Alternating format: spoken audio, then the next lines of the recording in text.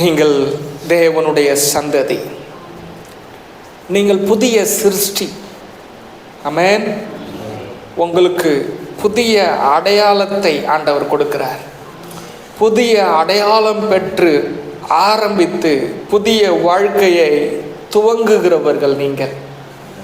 ஆமென். எங்களை ஆண்டவர் நேசிக்கிறார்னா எங்களோட அவர் எப்படியெல்லாம் பேசுகிறார் பாருங்க. ஒரு நம்பரில் கூட எங்ககிட்ட பேசுகிறாரு. ஆமென்.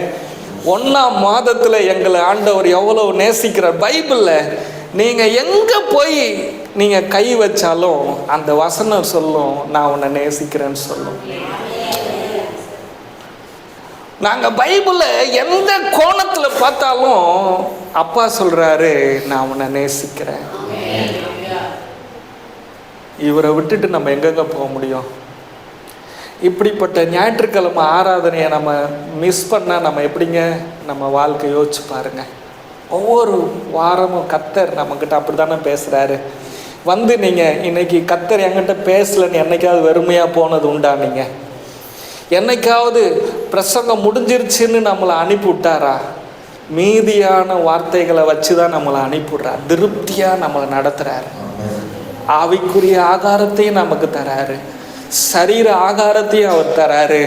அவர் நமக்கு எவ்வளவு நல்ல அப்பாவாக இருக்கிறார். கையை தட்டி அவருக்கு நீங்கள் நன்றி சொல்லுங்க.